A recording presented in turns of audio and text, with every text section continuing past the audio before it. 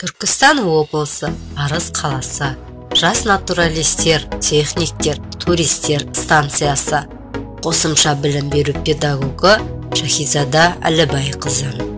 Бүгінгі қашықтықтан оқыту сабағымызға қош келдіңіздер. Сабағымыздың тақырыбы панно жасау.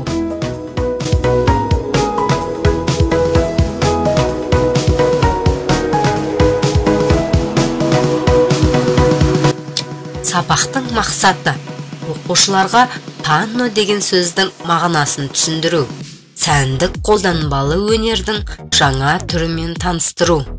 Сабақтың барысы. Панно дегеніміз не? Панноның түрлері. Икебана панносы. Техникалық қауіпсіздік ережесі. Панноның жасалу жолы.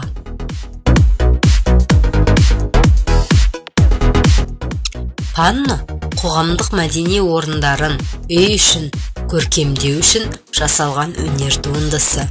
Панно әр түрлі материалдардан жасалады. Панноны жақтауға немесе құмыраға икебана ретінде жасауға болады.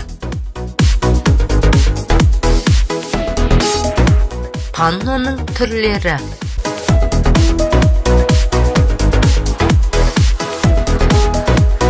Жасанды, матадан,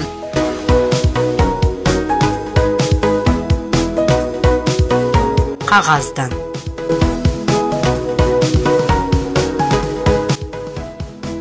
Икебана жасанды гүлдер және табиғи материалдардан жасалынған панносы. Матадан жасалған гүлдер панносы. Түрлі түсті қағаздан жасалған жапсырмалау панносы.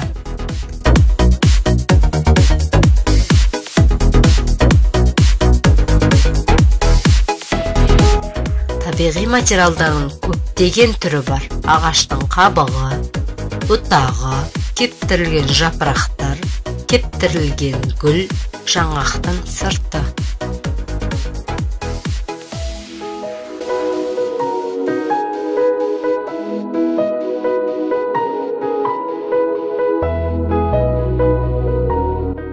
Техникалық қауіпсіздік ережесі.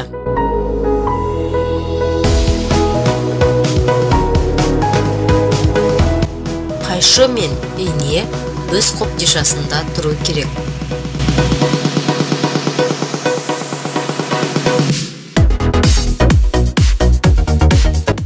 Қайшыны жолдасыңа үшкір ұшымен берме.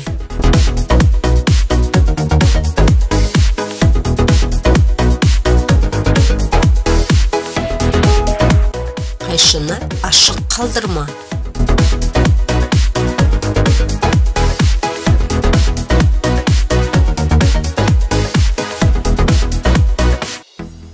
Инені ауызға салма.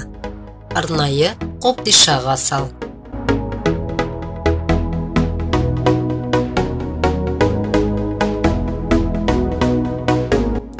Инені киіміңе қыстырма. Сынған инені қоқысқа таста. Ыстық желіммен жұмыс жасағанда тоққа абай бол.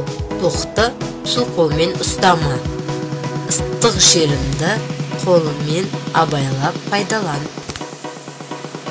Сарамандық жұмыс. Жұмысқа қажетті құрал жабдықтарды дайындаймыз. Жез сыммен дөңгелек жасаймыз. Дөңгелек сымды пленкамен немесе капронмен қаптаймыз. 6-7 дөңгелекті қаптап дайындап аламыз.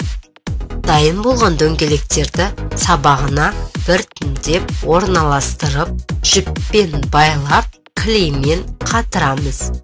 Гүліміз дайын болғанша гүлді айналдыра, күлтешесін біріктіреміз.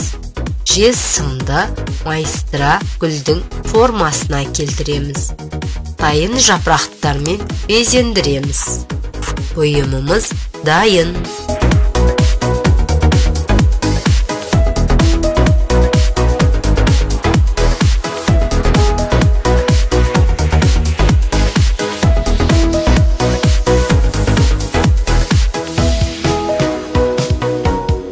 жас толқын біздің бүгініміз, ал біздің балаларымыз болашағымыз.